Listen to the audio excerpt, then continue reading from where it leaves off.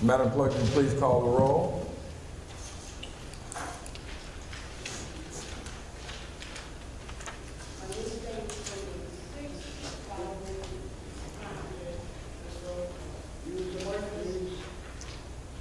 Trustee Bell. Here. Trustee Brewer. Absent. Trustee Grant. Here. Trustee Jazinski. Here. Trustee Todd. Here. Trustee Williams. Here. Okay, the first item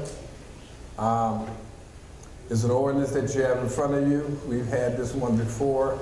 This is a revised edition for the establishment of enterprise zone, subject to the Enterprise Zone Act for the state of Illinois. So Lincoln and 394 corridor enterprise zone. We have an enterprise zone already in place. This is just an update for that. And it's really self-explanatory. It's nothing, I don't see anything here that's changed, anything different, but trustees, look it over. If you have any questions, there'll be someone here.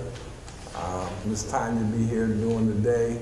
We will look to see to put this on the agenda for next week to be voted on. As I stated before, we already have an enterprise zone in place, and this is something that they're asking us to do.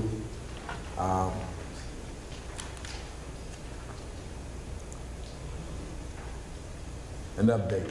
So if there's any other questions, I'm sure they can be answered. But I don't see anything new or different that'll be on there. The next item is our own Maggie Jar. She has a presentation that she's going to bring to us for us about the state of our streets here in Sauk Village. Maggie, come on up. Actually, I'm going to turn it over to Kurt and Bridget, our consultants, but they've been spending some time over the last year assessing pavement conditions within the village and also assessing or evaluating, I should say, the impacts of our existing funding levels on maintaining our improvement. So I'm going to let Kurt take it away, and Bridget, and excited to have a discussion based on their findings from the appointment. Great. Well, thank you very much, Maggie. Is everybody able to read back there? The green light on? The green light.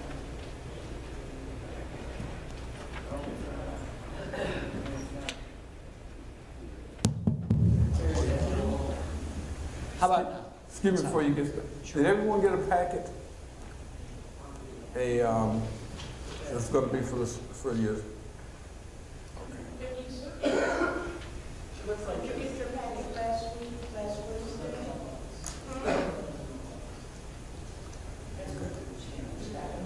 I just gave it mine. It's just the. We got it last Tuesday. Early. It was early. Because of that. Okay, so I'm sorry. No worries. My name is Kurt Kiefer. I'm with Gordon and Associates, and Is it on? Is it green? Yes, it is. It's on. how about now? There we go. Okay. I don't perform very often, so here we go. My name is Kurt Kiefer. I'm with Gordon and Associates, and we were retained by CMAP to implement a pavement management system for the village. We've, up to this point, we've implemented 12 pavement management systems over the last year or so for various municipalities throughout the region under CMAP's program. So Sauk Village, I think, this is the 10th presentation that we're giving right now, that we've given over the last year or so. Next slide, please. CMAP's goals for this project, which began about 1.5 years ago, are to ultimately promote pavement preservation activities throughout the CMAP region. As we've progressed in this program, in many of the agencies we found the roadway conditions are, this is no surprise, are pretty poor condition throughout the region. Okay? Many municipalities, the roads are in pretty bad shape. They're not getting any better budgets really haven't changed. Funding levels haven't changed over the last several decades in some cases, and they're just a sliver of what they should be.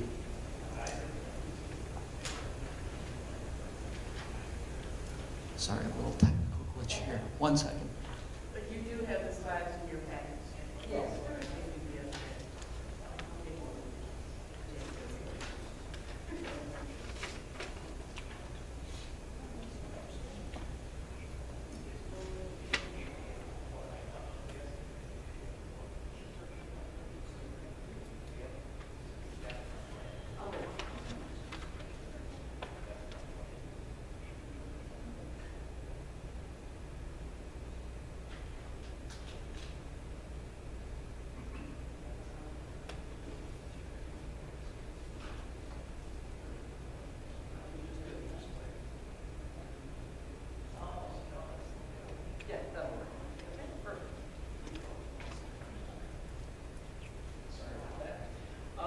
So CMAP's goals for this project are to promote pavement preservation activities. Instead of doing things like reconstructing roads, resurfacing roads, and that being the primary activity the villages are doing, we're trying to promote things such as crack sealing, preserving roads that are in good condition for a longer period of time. So we're not in a very reactionary, worst first type of mentality. So ultimately, that's what we're trying to do. But as part of this project, CMAP implementing a pavement management system for each village. We're doing a baseline pavement condition survey. So we're going out and we assess the condition of every roadway within the village and assign it a score from 0 to 100, 0 being failed, 100 being perfect. And then we took some data from the village. We worked with the village to determine how much does it cost to do different maintenance and rehabilitation activities. Is that better? No? Goodness. Okay, right up to my mouth. Okay, sorry about that. Just wave at me if you can't hear me again. But we also work with the village to determine how much it costs to do different types of maintenance and rehabilitation, such as resurfacing. How much does it cost per square yard? To do reconstruction, how much does it cost per square yard? To do crack sealing, how much does it cost to crack seal per foot? We took all of that information from the village, and then with that information, we then put together some deterioration models to figure out how long are the pavements actually lasting within the village. Within Sauk Village, and specifically, we looked at when roads have been reconstructed, what condition they're in today, and we were able to figure out approximately how fast or slow they're deteriorating. With that information, we're able to predict over the next 5 years what the condition of the village's roadways will be, what we think they'll be, okay? Once we know what the condition of the roadways will be, we can then estimate approximately how much it will cost to rehabilitate the roads within the village. So we ran several analyses to figure out, well, if you spend this much money, what's the resulting condition?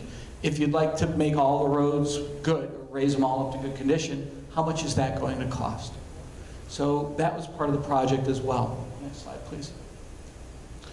So with any pavement management program, the ultimate objective is, like I just said, to figure out how much is it going to cost to reach some goal. Whatever that goal may be, the system that we've implemented for the village is extremely customizable, and we're going to be providing training to the village probably in January or February on the software system. And we can determine, well, does the village, what type of pavement, what type of condition, overall condition, would the village like to target with the funding that's available? Or how much additional funding is the village going to try to acquire in order to get the pavements up to some desired condition? So we're trying to figure out funding requirements to meet the agency's needs and goals. We're trying to implement a system for objectively evaluating pavement conditions. So it's not just me going out and saying that road's bad, that one's good. You know, it's not subjective, it's objective. We're actually measuring how many potholes are out on the roads, how many feet of cracking there is, what types of cracking are out there, how severe is the cracking. We're putting that into the software or into the pavement management system to determine what the conditions of each roadway, or what the conditions of the roadway network, what the condition of the roads are. And then we're using the software to predict future conditions, what roads need to be rehabilitated when, and approximately how much it will cost to do that. Next slide, please. The software that we've implemented is developed here in Illinois by the U.S. Army Corps of Engineers. It's called Paver. Development on Paver began back in 1976, 77. I was with the Corps of Engineers from 97 until 2006 working on the software. Your federal tax dollars paid for that already, so it's a very inexpensive program for villages. It's non-proprietary. It's continually developed by the Army Corps of Engineers. A lot of proprietary systems that have copied it, but the Corps of Engineers basically gives it away for free. So went ahead and implemented that system, and we're implementing Paver for all of the villages in this in the CMAP program. And this is the software that we'll be providing training on in January or February to village staff. Next slide, please. So back in June, July of 2019, this year, we drove around in our van. This is our our 3D pavement imaging van. This system, there's a whole lot of technology on this van to tell you whether or not your road's in good condition or bad condition. We have that yellow circle up there is a big flashlight. That's an infrared flashlight that provides constant illumination of the roadway. And tucked back there above the windows, there's a little box back there that's a 3D camera that's able to capture a 1.2 millimeter scan of the roadway continuously. So we have a 3D image of the roadway surface from which we can determine, well, is there a crack there or is there not a crack there? How wide is the crack? How deep does the crack penetrate into the pavement surface? Then down at the bottom in blue, we have two lasers, one on each side. Those lasers are measuring the roughness or smoothness, depending on your state of mind. It's basically how much coffee you're going to spill all over yourself on your way to the office. Okay, how bumpy are the roads? So we're capturing the roughness of the roads as well. Next slide, please. The pavement condition index, the PCI, is then calculated from the data that we collect from our van, with our van. The data that we collect, distress types, pavement distress types, is it a pothole? Is it a longitudinal crack? Is it edge cracking along the side of the roadway? Is it alligator or fatigue cracking? That's the cracking that typically occurs in the wheel path that looks like the back of an alligator. Right after you see the alligator cracking, you're most likely going to start seeing potholes. So it's a sign of structural failure of the pavement. We put the distress type, how much of the distress is present, the severity of the distress, enter that into an algorithm. It's an ASTM algorithm. It's the most widely used measure of pavement condition in the world. Again, that was developed here in Illinois, down in Champaign at the U.S. Army Construction Engineering Research Laboratory back in the 70s. Put all that information in there and we get a score from 0 to 100. And anything below a score of about 40 on that scale is something that you're going to be looking at potentially reconstruction. Any road that's in that category is probably a candidate for reconstruction. Between 40 and 55, or maybe 35 and 55, we're looking at resurfacing. You might be able to get away with some patching and then just milling off the surface of the road and putting down a new surface. Above a 55 or 65, somewhere in that range, basically the road's in fair, satisfactory, good condition. Those are the roads that CMAP is promoting as we want to start thinking about these roads differently. Most people will be like, the road's fine, don't touch it. Okay, that's not necessarily the right approach. It's like changing the oil in your car. You don't want to wait until your engine blows up. Okay, you want to do the maintenance every 3,000 miles. No, it was 3,000, now it's 5,000. The latest cars are 6,000, 10,000 now, but pavements, you still have to seal the cracks. And that's not something that you do once. It's something that you do every year, every 2 years, get on a cycle and keep sealing those cracks while the pavements are in good condition. Don't go out to roads that are structurally failed, have lots of cracking, and try to seal those cracks. Waste of money, okay? That's money poorly spent. There's no benefit from sealing cracks on a road that's already failed. So we're trying to spend a little bit of funding, and it's not a lot of money. Crack sealing is pretty affordable, and it can increase the life of pavement up to 5 to 7 years, sometimes 8 years by doing crack sealing. So we want to target those roads in good condition.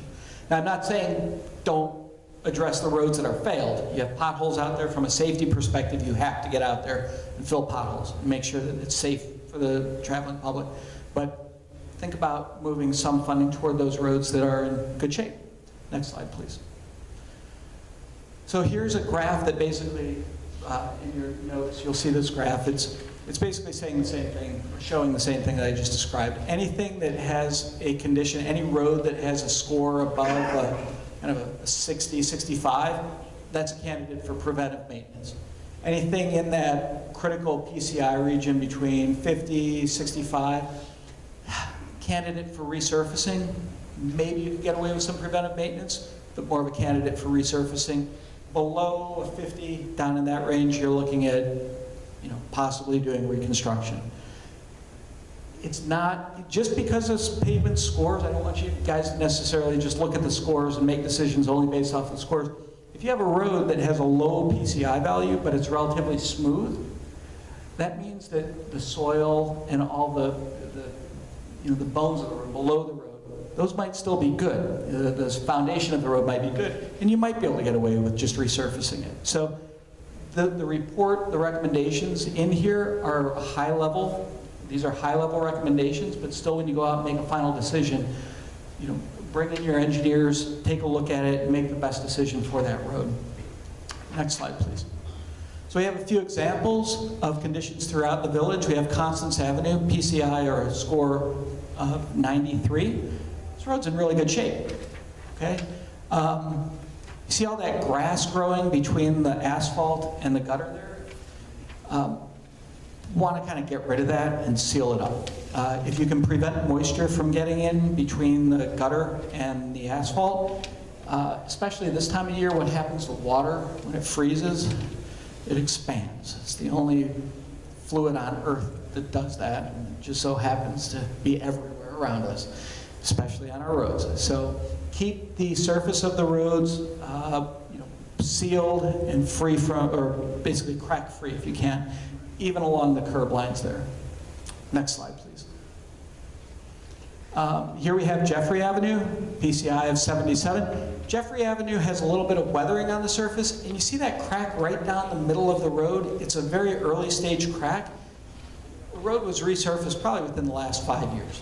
It doesn't look like it's in very bad shape, but that crack, that's not a crack due to traffic going over it. That's a crack because when they paved the road, the paving machine paved one side, one lane, and then came back and paved the other lane. Right between those two lanes, there's a joint, and that joint isn't necessarily sealed completely. So once they finish paving those roads, if you don't seal that joint, a few seasons of moisture and freeze-thaw, you'll start to see cracking starting in the center of the road, moving out to the sides.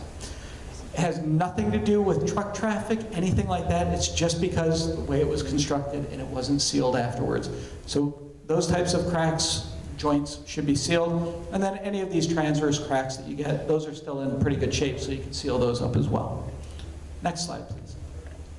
Peterson Avenue, PCI of 66. Okay. Here we have, see that arrow here kind of in the wheel path? That's early stage alligator cracking, okay? That's more due to truck traffic. Well, what type of trucks are you getting through these neighborhoods? It's not like it's a heavy-duty truck area, right?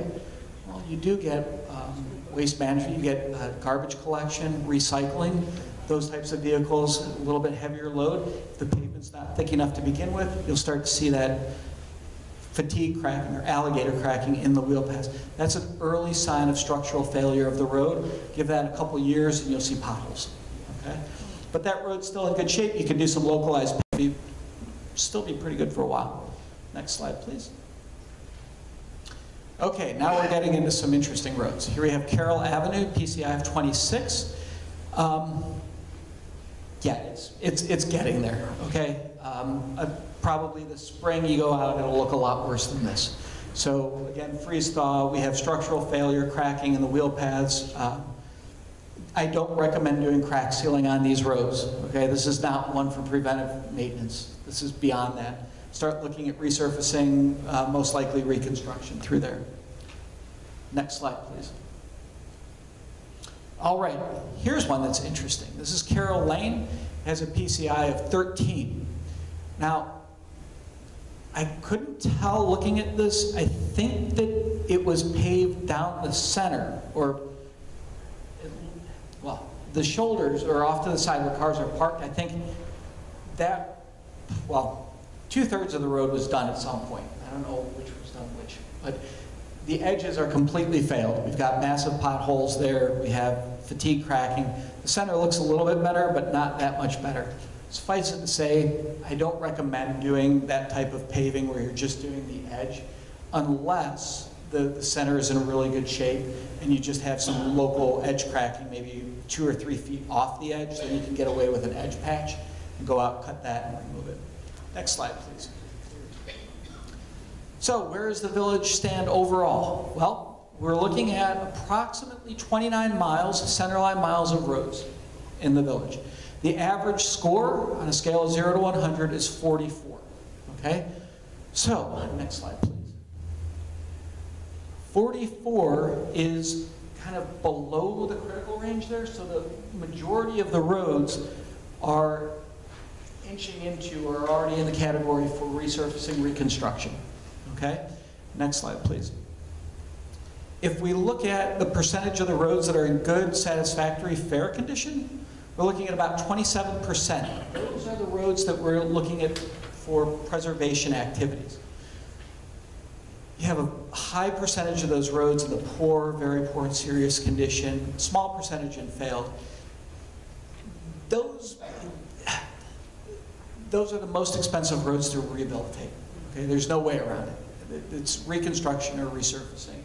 So while I know that the needs currently exceed the existing funding level that the village has, work on those roads that are failed or in poor condition, but don't neglect the ones that are in good shape. Keep those in good shape so that over time, that distribution of condition will move more toward the left, a little bit less on the right. Okay? This doesn't happen overnight. It doesn't happen overnight, but if you do some of these preventive activities, every dollar that you spend on reconstruction or resurfacing is going to go that much further. Next slide, please. So we ran a few budget analyses. We ran 4 analyses. One was to determine the impact of the village's existing funding level of $300,000 per year. We did another analysis to figure out approximately how much money would be required to maintain current conditions, which isn't that much more. It's only $170,000 to $200,000 more than the existing budget. But remember, we're starting with an average of 44, so keep things in perspective here.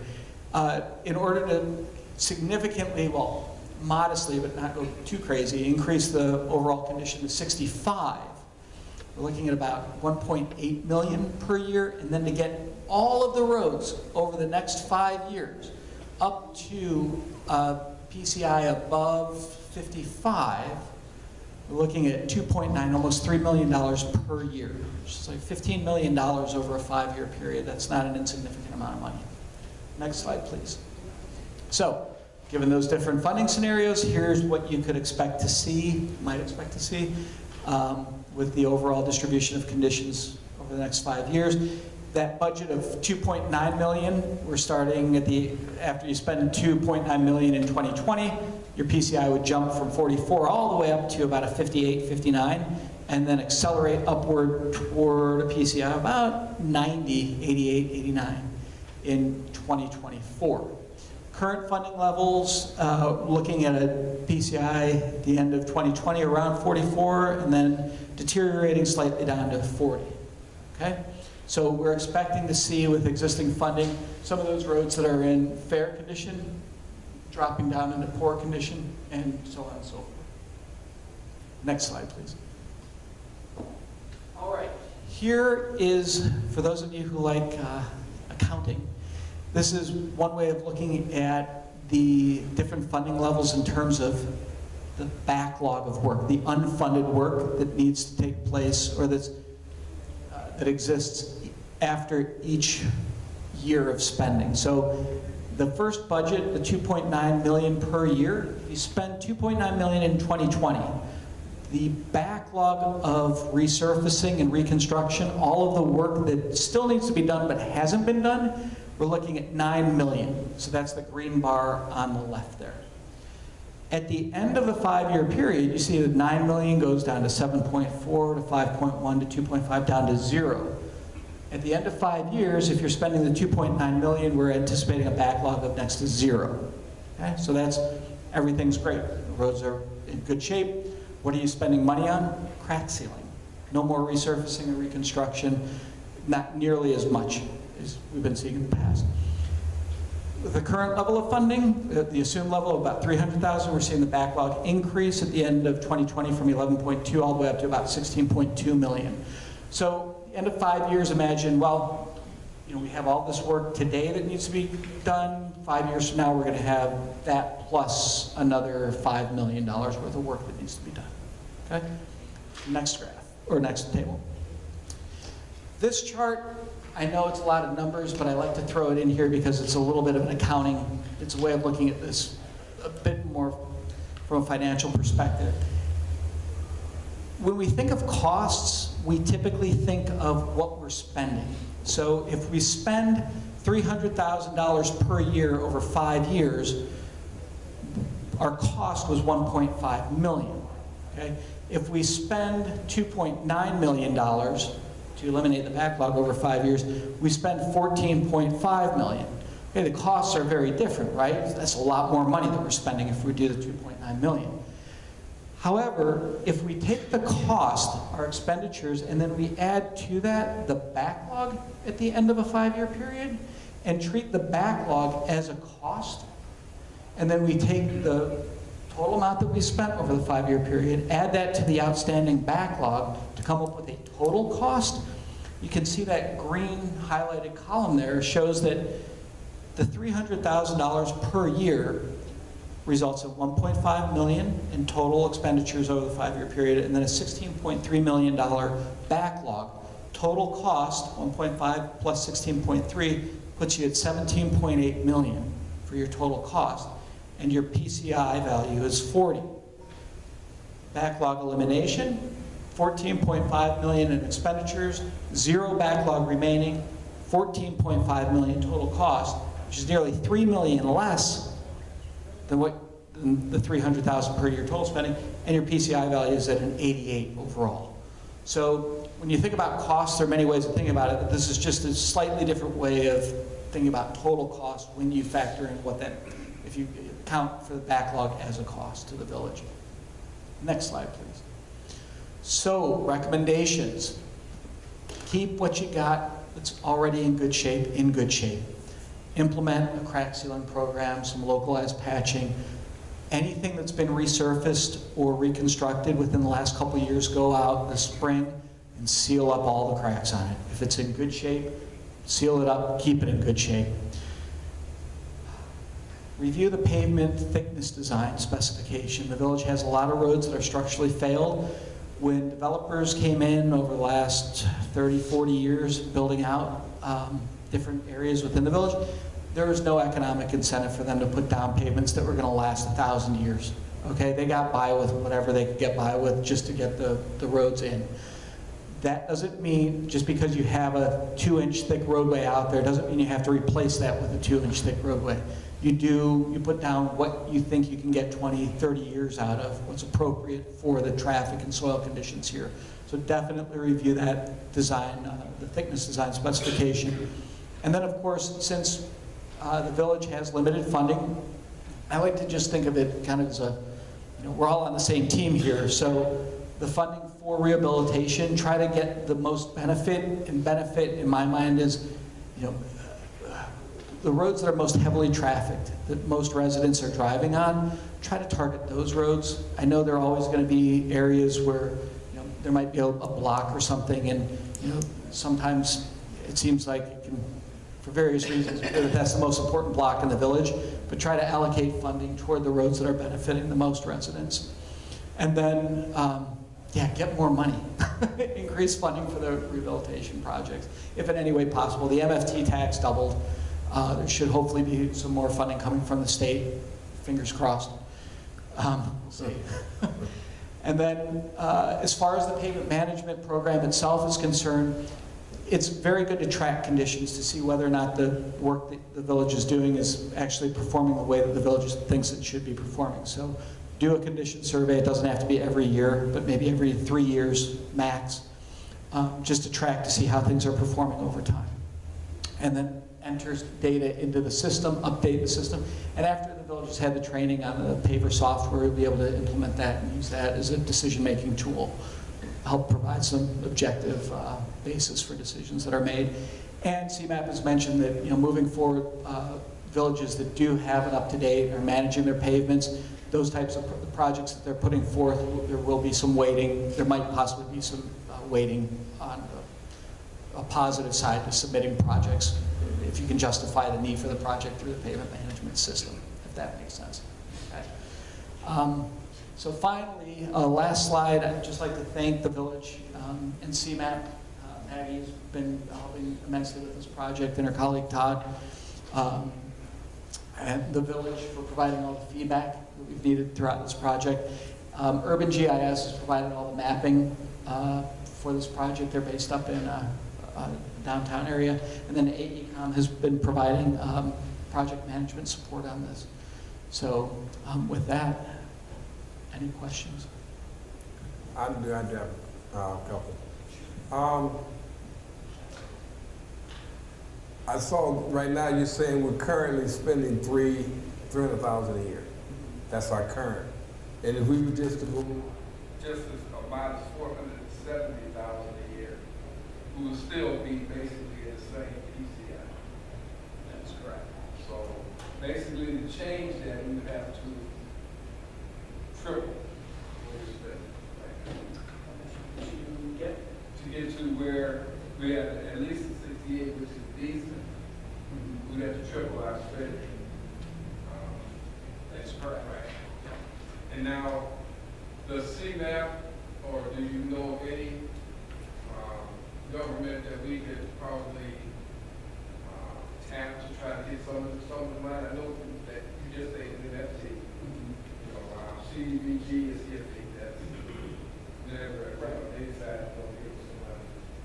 But that's my first question as far as you have the ideas. The second question is, if we were to shade, put out some of the streets, I saw some of them there. I was hoping that you show some of them that are really with that.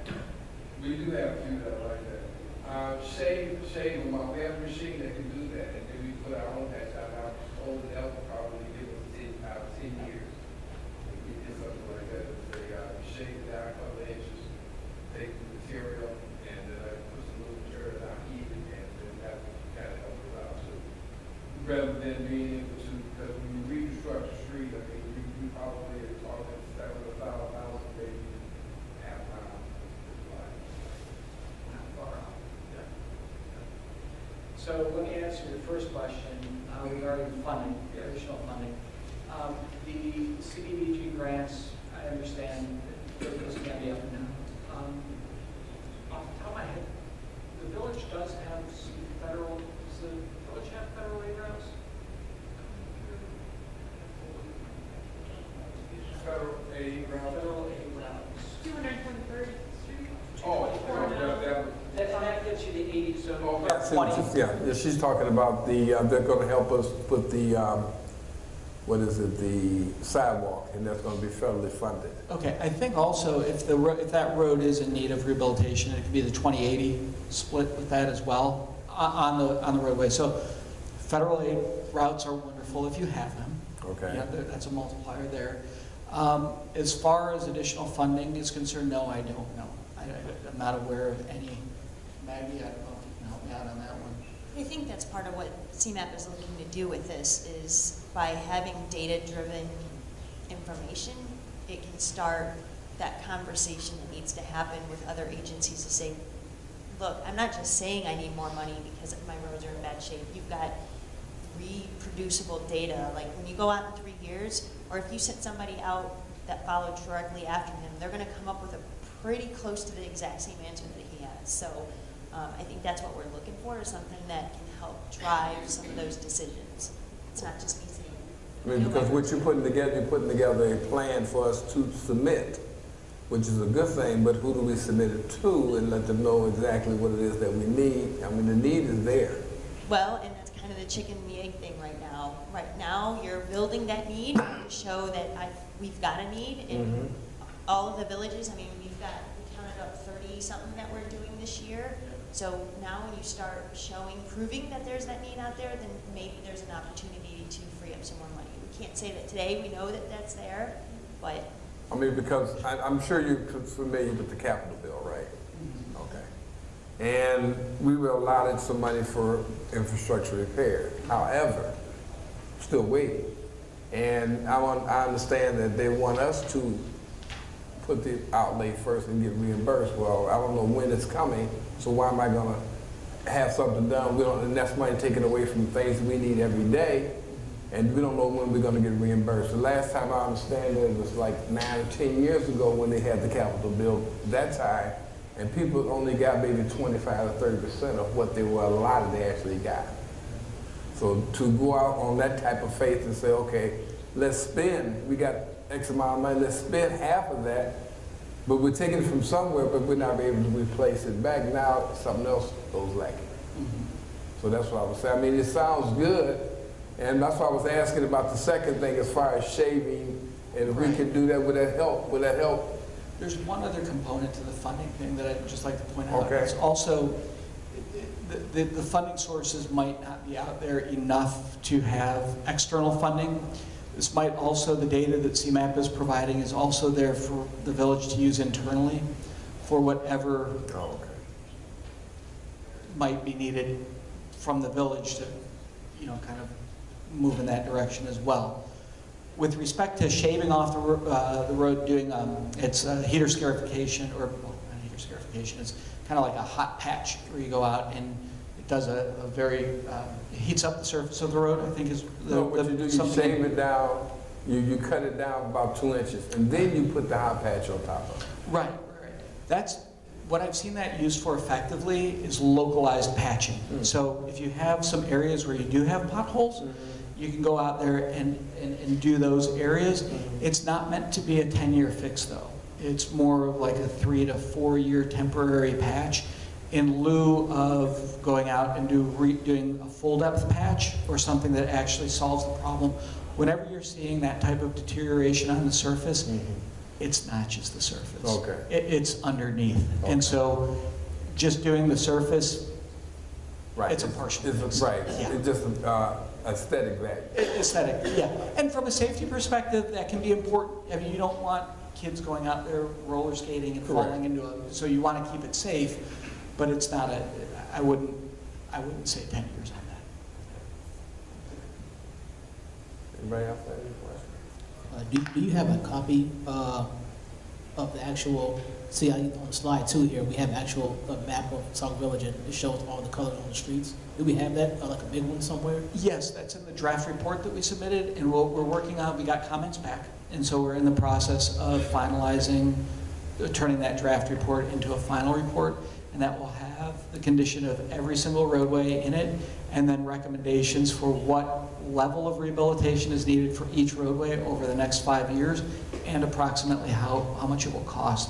It'll be this road from this intersection to this intersection, what the condition of that roadway is, what year we recommend rehabilitation be done in, and approximately how much it will cost. So it's a big, it's a long list in an appendix of the report that you guys will be receiving soon. And if you keep up with the database after you do the training, you keep up with that database when you do work next year, you update that and it'll be reflected in there as well. But then when he said you have to come out every 3 years about resurvey, that'll help baseline it and see how that deterioration is working. Is it deteriorating? And the cost that we have in here that we based all these estimates off of, as you guys probably well know, asphalt pricing can go up and down. And so that was just based off of the costs that we had this fall. Those, they're a big, once you get beyond a couple years on forecasting, I don't really like to do it because it can be all over the place. All right. I'd like to thank you guys very much for coming out. Thank Maggie for making this possible that we can At least we know where we're at. The software, you said is going to be provided to us. Yes. Okay, that's great. And we can also, with that software, we can implement things as they change. Absolutely. The software will be yours, the database, all the data collected belongs to the village. And as hopefully this will be the beginning of a program that will last decades to come. Good. Thank you very much for the opportunity. Someone just, yeah. As far as the software is concerned, if there's updates to the software, will we be notified? Yes. And will that be available to us at Illinois Policy? Yes. In the future?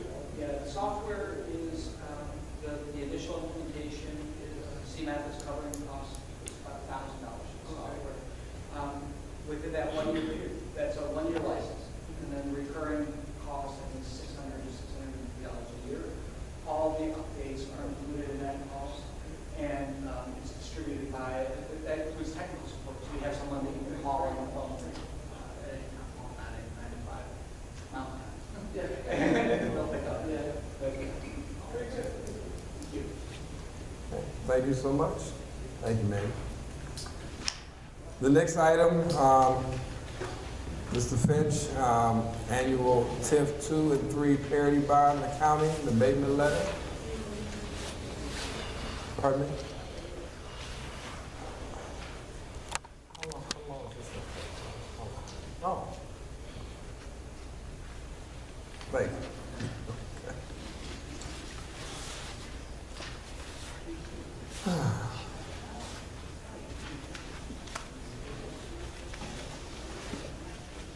Is there a mic down there? You have a mic? Oh, that mic is up here.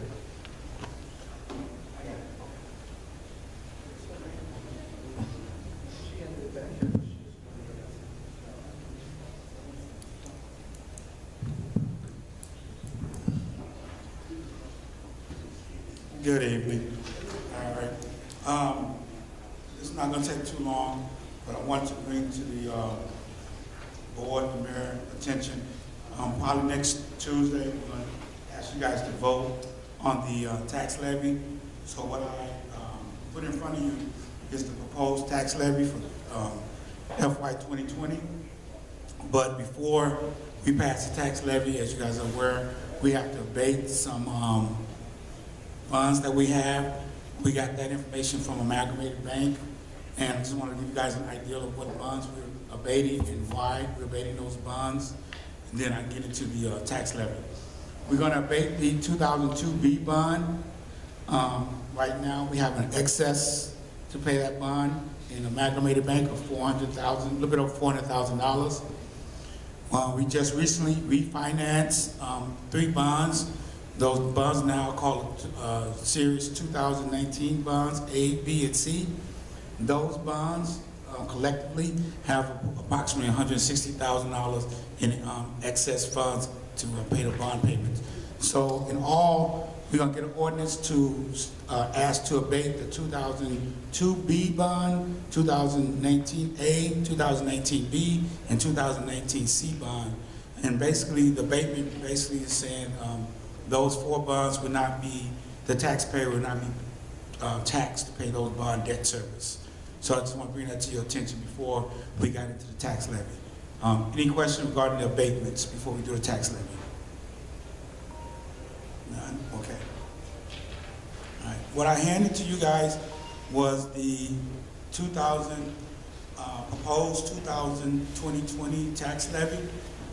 If you look at the first column for FY19, those fund descriptions are the particular funds that we do a tax levy on.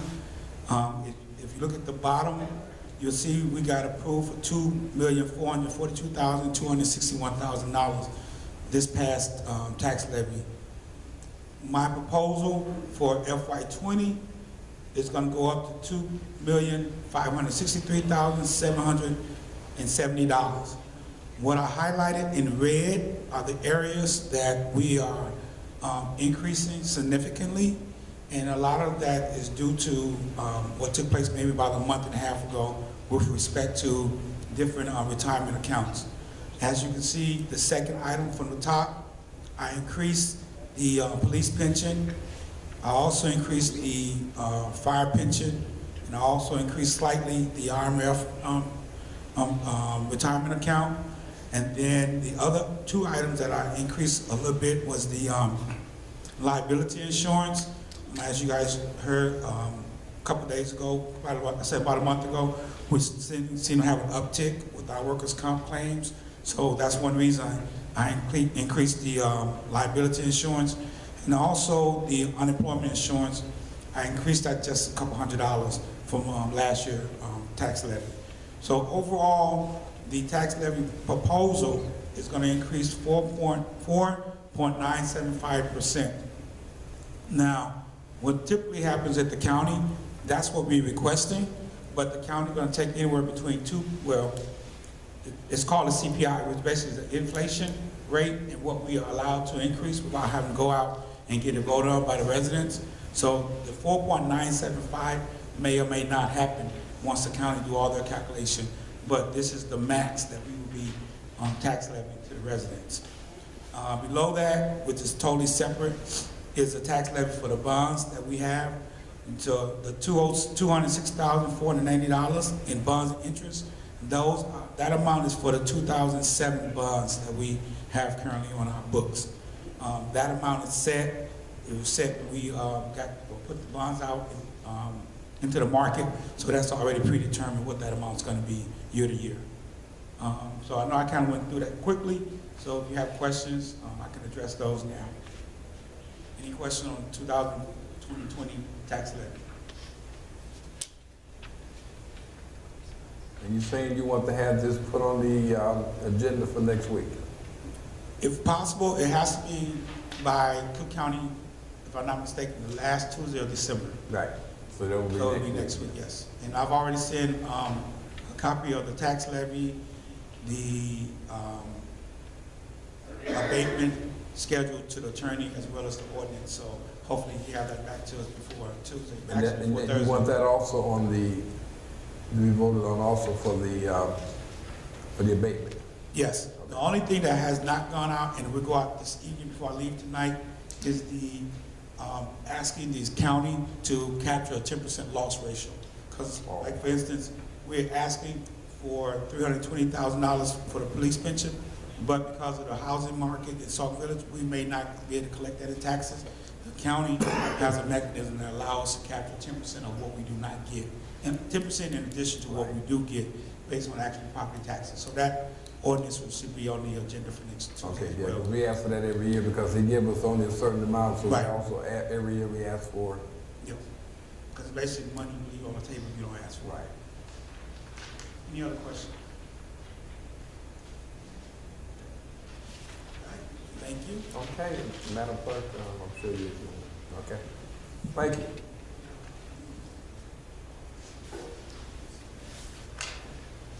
Okay. The next item is Mr.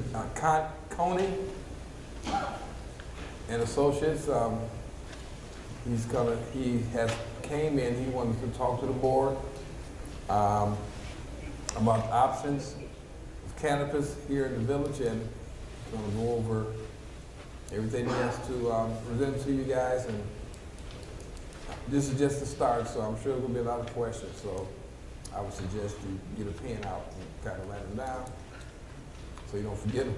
So anyway, sir, it's your floor. And I'm gonna tell you now before you get any further, you saw what happened, you better get the mic, they're pointing to you, the microphone. Because you will have people that say they can't hear. Okay. It's red. Oh, it's red? Here.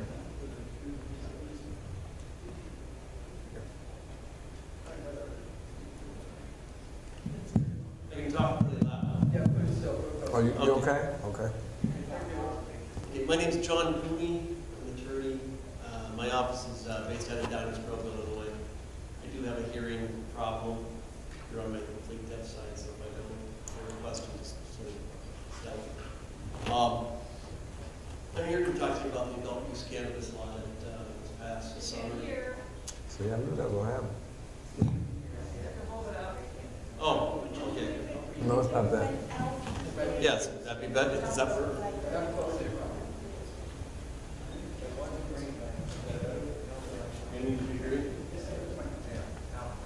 Okay. Is this working better? Okay.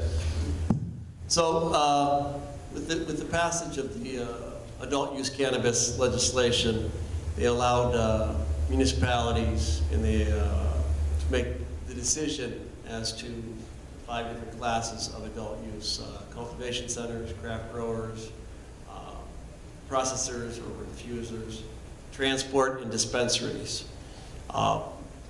In Illinois, the dispensary applications are due at the end of this year. They'll be awarded May 1st of 2020. There's 75 dispensary licenses that will be up then. Of that, 46 of them will be in Cook County. I believe 15 are already scheduled and earmarked for Chicago. With the adult use dispensary, the municipalities can charge 3% tax, which I believe you've already passed in September. And what we're looking to see is if you would consider amending your zoning ordinances to allow dispensaries and possibly consumption lounges in the municipality.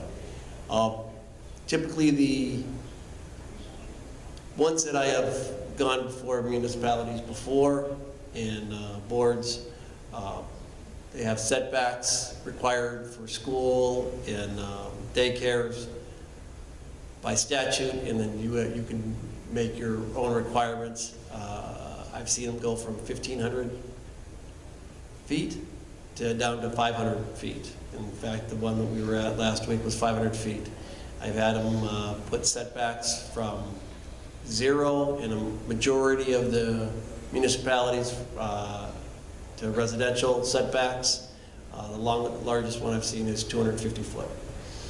Cook County or City of Chicago was originally looking at 1,500 square feet. Now, it's my understanding that they're considering doing mixed use buildings. So you'd have commercial on the bottom and residential on the top, so down to 0 also. The Cook County area comprises 6 counties. You have Cook, Lake, McHenry, Kane, DuPage, Kendall counties, and Will County are all in there, and that's with the 46 units. With the dispensaries, they're restricted by the government, and there's regulation, there's the state, and there's regulations as to security that is going to be involved. The facility is more secure than a bank, in my opinion. What you have to do is the building, you have to build in a separate vault that would store the money and the cannabis. You don't release it from the vault until somebody orders it from the dispensary. The only way they can get into a dispensary is through a series of going through a door, having their ID checked, scanned, registered, so they can't go from here over to Tinley Park, up to St. Charles, and buy more than the maximum required or limited amount per period of time, and I think they just capped it at 3 ounces per month. So you have that registered, and you're going to see that online. Then you get buzzed in, and with the regulations, and it has to be a 1-to-1 ratio, so the worker, the dispensary worker, per every customer. So you can't have 15 people in there and 3 workers.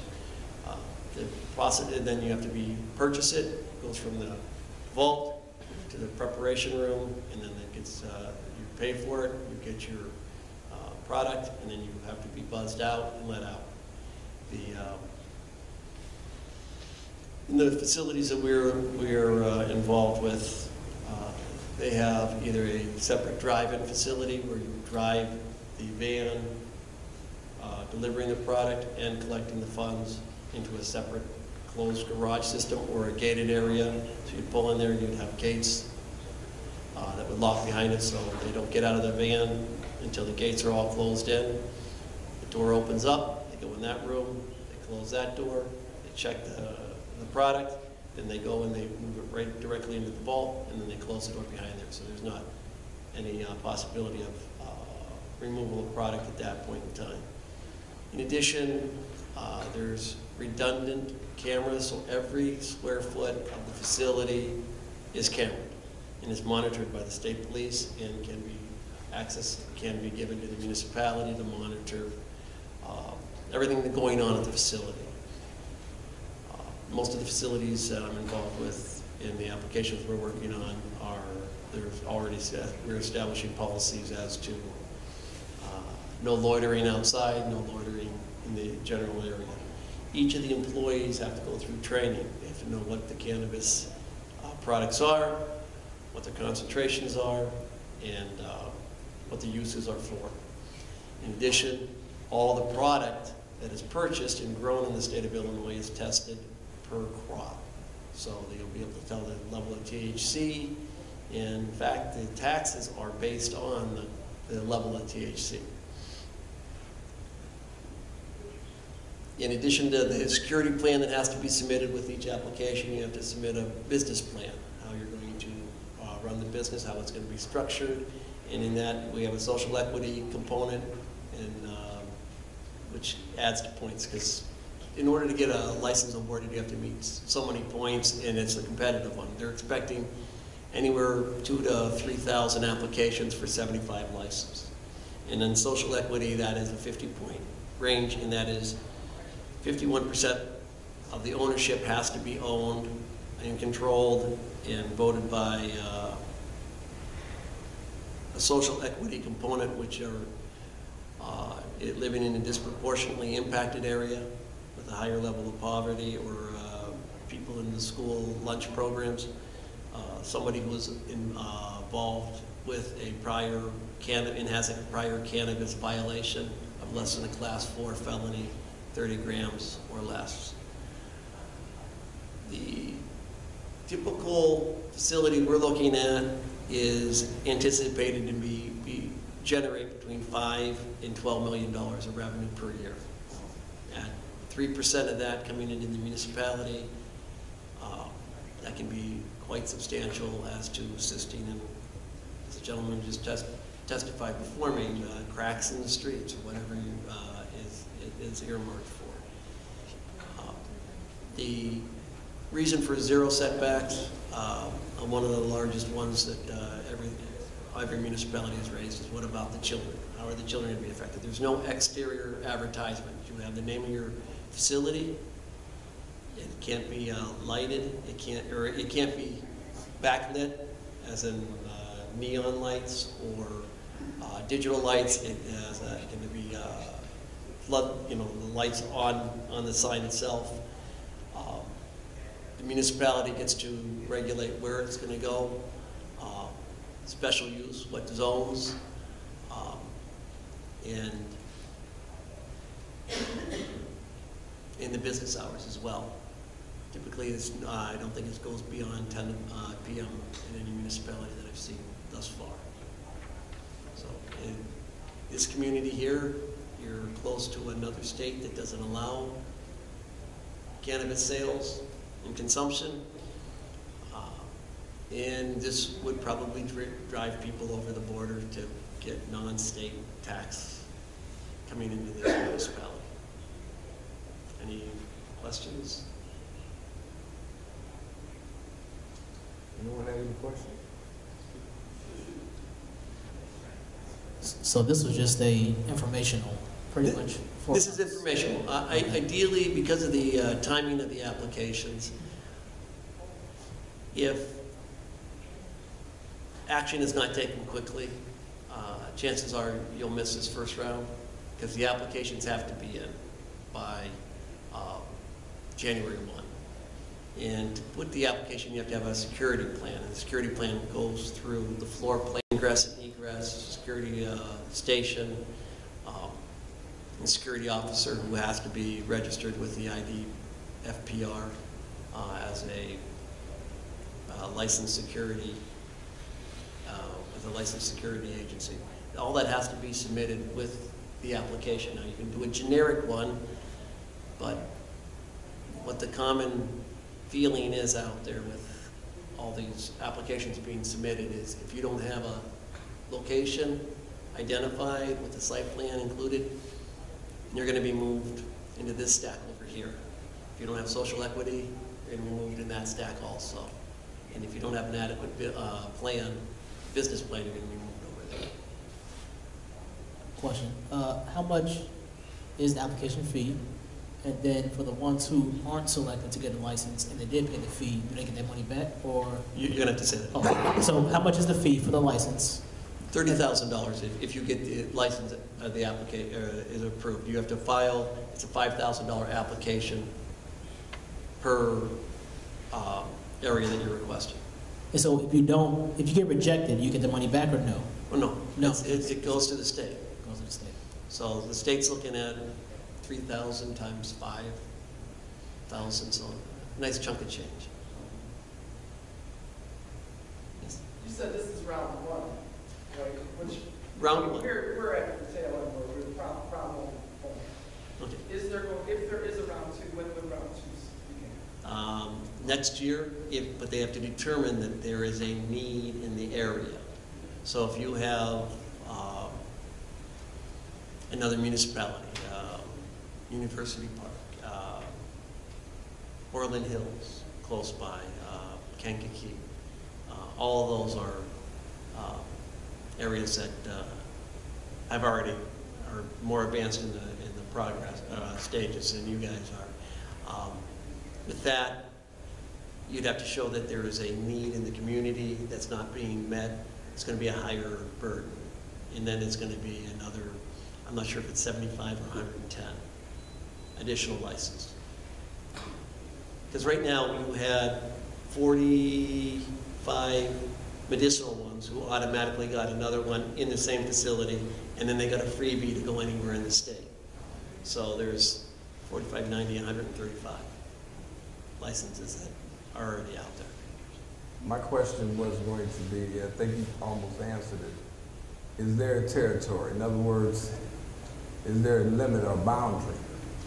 In other words, is it, because you mentioned Orland Hills, which is about 10, 12 miles away.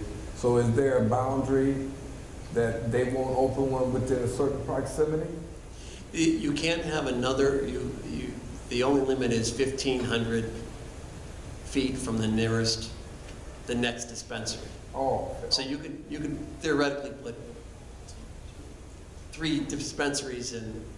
Okay, so by you saying that they're further along does not negate us if need, or if the board chooses to, we can still move forward with that if that's the case. That is correct. And even if it is generic, someone puts in a generic application with a generic building showing the security that you will install and the costs involved in that.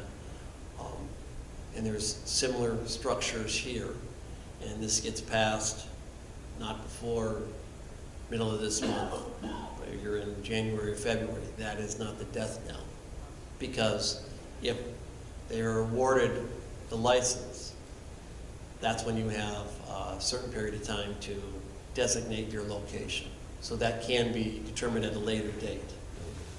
Because I'm saying this license doesn't exist now. I don't even know what it entails to get that type of license, even make that type of license up. I mean, you have liquor license, you have licenses for parlors. Now this is something different, so I'm sure that license is going to have to be created. And then after that, how many can it have, as you stated? And then also, does it have to, I think it may have to go before zoning because of what is the dispensary part. Correct. You have to go through the zoning, typically Right. go through the zoning processes to determine Right. what the special use is, or Right. whether it's going to be a special use. And I haven't seen anyone not being in a special use. Typically, you have it in the commercial or business districts. Okay. Some of the light industrial districts are also authorized there. But you have to look at how many can be supported by the community in the area around it. In the next round, the community in the area around it also has to look at the need for another cannabis facility.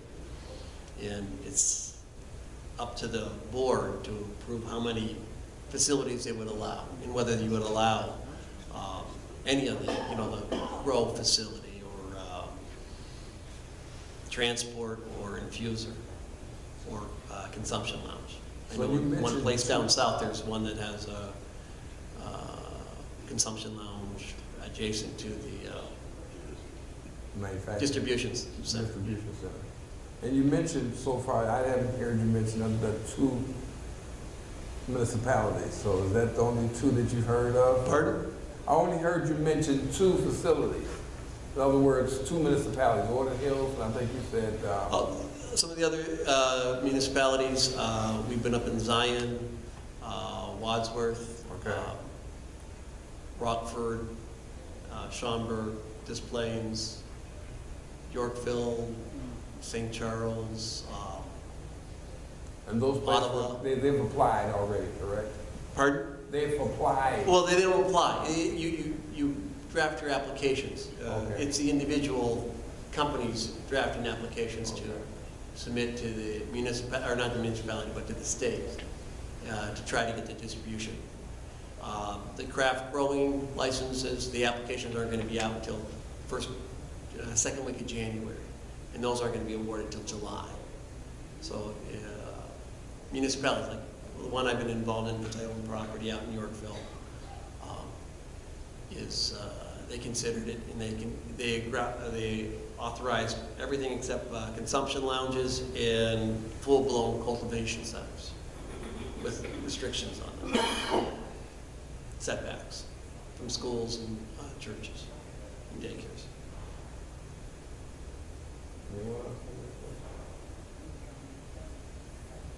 Okay. Well, thank you for your time. Thank you for explaining it to us. I'm sure when that happens, correct me, I'm listening to how you present it. You would probably be the person that you would ask us to, I'm sorry, you would ask us to have you help us through that process? Is that basically what you're, or are you the one that we would have to, in other words, you want to open up a dispensary? Well, I represent and I'm a part of 2 groups that are seeking dispensary license. Oh, okay. So we're submitting 9 applications. Okay. Up to 9 applications at the end of this month. As for going before, I've gone and talked to zoning boards as to my thoughts and recommendations. I've been in the construction in the land development area since 1991. So for residential subdivisions and commercial projects. So I'm very familiar with the zoning boards in the process. So I would be more than willing to, whether we apply or not, to let you pick my brain. I'll lend you my one good ear. Okay? Thank you so Thank you very much. I John. appreciate the time. Okay, thank you. We can leave that, Mike, put that on. No. Oh, you right? Yeah.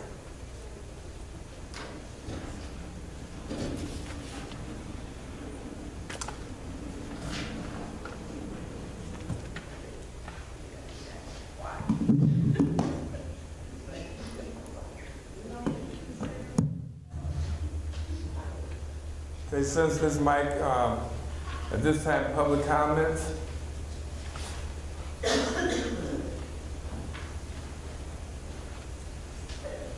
All questions and comments will be directed to the mayor. Each speaker may comment on any matter pertaining to the business of our village.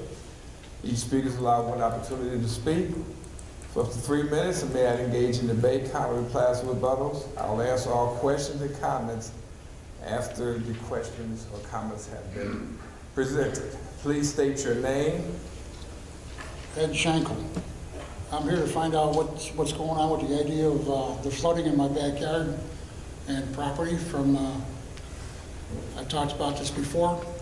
We need someone to go out there and look at that, straighten out that the problem that the village has made. There was 27 feet of pipe removed, wasn't put back for years. There's problems with the flooding going on, so we need to look at that. I need my address straightened out. I paid my taxes, and it said I didn't pay my taxes. I did it again. Kept saying no. I have these results. No acceptance as far as the idea that it wasn't completed, so I had to do it again. Come to find out that I paid my taxes 3 times. Now I gotta fight to get my money back from Cook County. In the meantime, I'm paying bills with money that I don't have. So I'm bouncing bills now.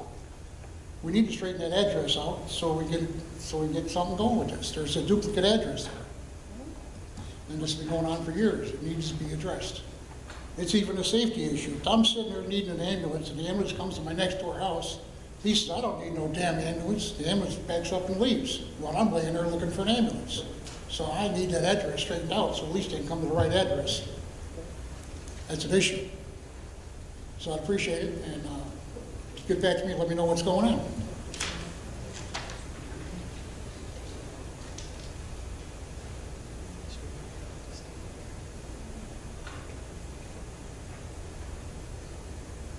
Okay,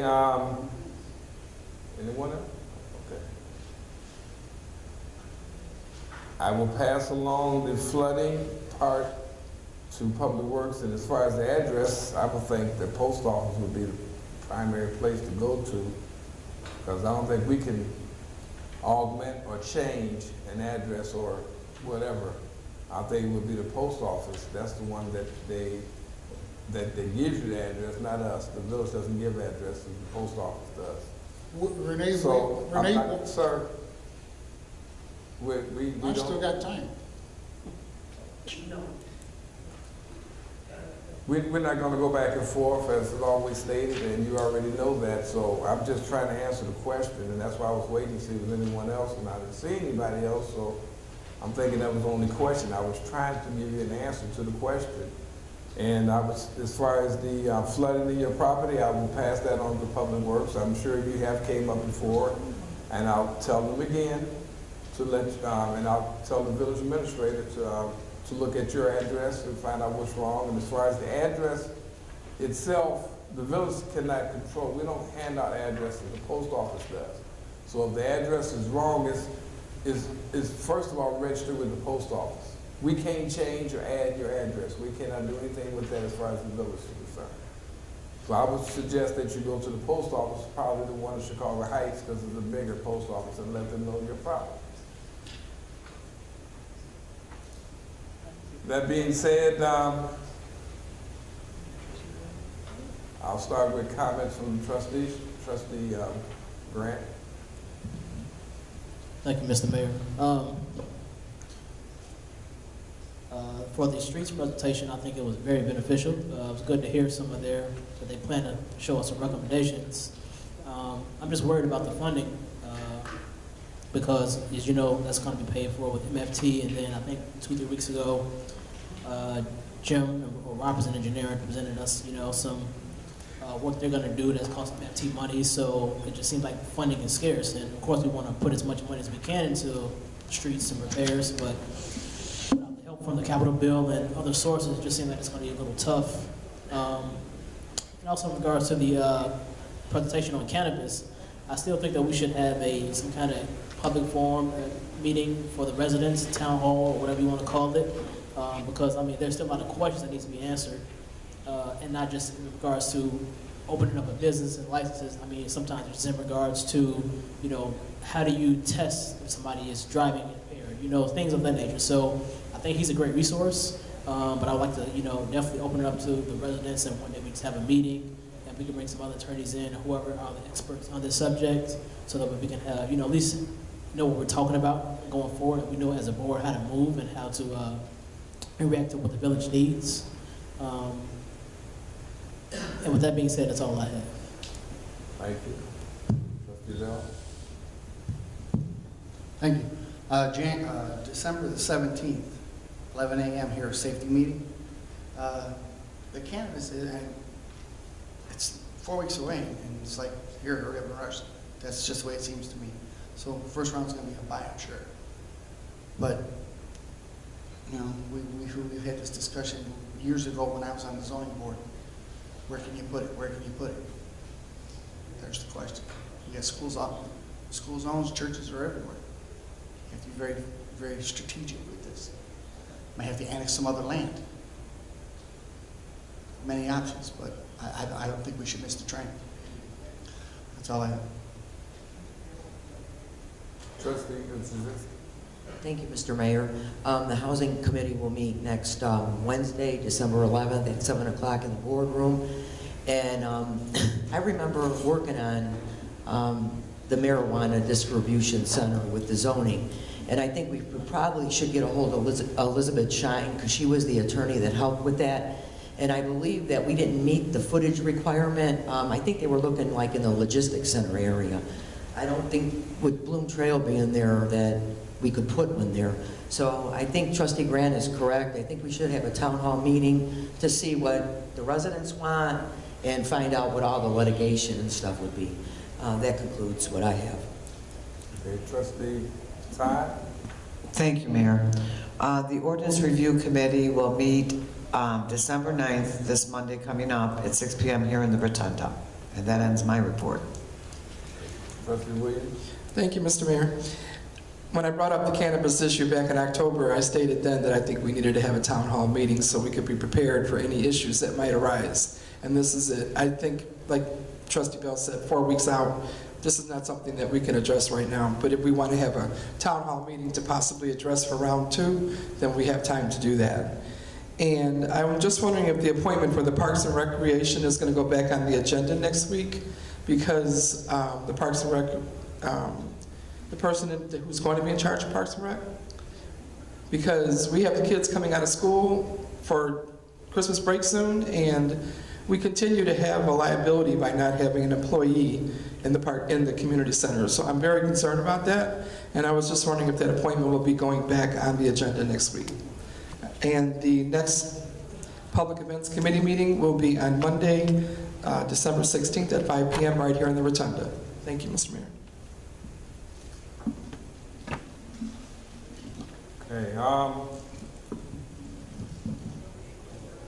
the gentleman that came in that was here for the cannabis, he just wanted to present, and I told him then that it was, kind of late, but it doesn't stop him bringing it to our attention, and then if we decide, the board decides it wants to move forward with it, at least they know some of the things that it takes place. It's a long and tedious process, because there's laws and there's zoning that has to be written for that. And we zoned for a manufacturing area because we had to about 4 years ago, but we never secured a property for it. So we said we would do a manufacturing in the logistics center, but it was never stated what building or what property or how big of a property that it would be. And we were mandated at that time that we had to have some kind of land set aside to do that. And that was, like I said, about 4 years ago. I just wanted everyone to hear some of the things that it was brought at the IML, and it's going to be brought downstate.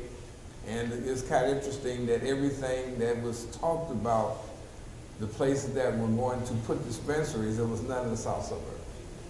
Everything was out northern and western suburbs. There was nothing out here, and I was just trying to figure out, because I was going to ask if that was the case, what were their stipulations? But there wasn't any, because some of those areas like Yorkville, those are a lot of large rural areas, and they don't have the residential consistency as we have. So, that's why right now, I wouldn't want to rush into anything like that. I just want to kind of feel and find out. Once you get all the things in a row and find out what's going on, then I was going to suggest that we have a town hall meeting. But there's too many questions right now, too many variables right now. Because you'll have a town hall meeting and you have so many questions that nobody will be able to answer them. At least when you do have the town hall meeting, you say, okay, we got a person that wants to do this. This is what they're bringing. This is what we have to put in place, and then find out from our lawyers what we have to boundary lines. As far as being close to Bloom Trail, as far as but that was going to be manufacturing, and manufacturing is a little different than consumption. So it's a lot more to that, because if it's in the TIF area, now you got to address everybody that's in that area to let them know this is what you're going to do, and then they have a say-so on it too. So that being said, I was not looking for anything right away. I just wanted to bring it to the board's attention that people out there looking And it's gonna be a big thing coming, because it's, as he says, a lot of revenue that's gonna be there. And the governor, that's one of his mandates was cannabis, so, you know, he's more cannabis than anything else, so, well, he's looking at how much money he's gonna make. The state's gonna make a lot of money, they need the shortfall for their budget. As far as the Parks and Rec's appointment on the agenda, I don't know why it would need to be on the agenda. I mean, the position is still open, it's still on the website. I was looking at it today, so it's still out there on the website, so it's not, I don't see a reason for it to be on the agenda. We haven't found anyone yet, and as far as the getting that right now, we still got the volunteer there, as I stated before, until I can see certain things. The volunteer will stay there until such time that either I see someone or we get someone that's, you know, that wants to do it on a part-time basis, and then go from there. The Santa Parade is going to be this Saturday at 10 o'clock. They're going to go throughout the village. There'll be the police be the first one, and then the fire, and then the parade itself. I'm not sorry, not the parade. It'll be the truck with the carrying Santa Claus on the back of it. And the tree lighting will be promptly at 5 o'clock. The tree is right out here. So the tree this year is going to, like it was last year, going to be right here next to Village Hall. But after that, we will still, and right before that, we will still have refreshments at the community center. Santa Claus will be there. Hopefully he'll be there by 5, but I know he'll be there at 5 because we're going to light the tree. And then from that point, we will go on from there. So that'll be this Saturday. That's all that I have. Oh, always, I'm sorry, you're right. If anybody would like to volunteer to help with the refreshments, that's trustees included, we can. I think we're gonna be setting up in the committee, okay. At 12 o'clock at the fire station, we're gonna have sandwiches and refreshments for the ones that were out there, the police, public works, fire department, Santa's helpers that were gonna be out there in the parade. We're gonna need help, have volunteers at the fire station at 12 o'clock. That'll be halftime, as I call it. And then also at about 4 o'clock, we're gonna need somebody to help us with the cookies and the cocoa and whatever else we can get to when Santa comes in, that, you know, there's gonna be people that want to take pictures with him and stuff, so we'll have some snacks in there for that too. So we will need volunteers, so if anyone would like to come and help us out, we really, really would appreciate it. That being said, I'll accept the motion to adjourn. So moved. Moved by trustee Bell, second by trustee Williams, all in favor? Aye. Motion carried. See you guys Saturday.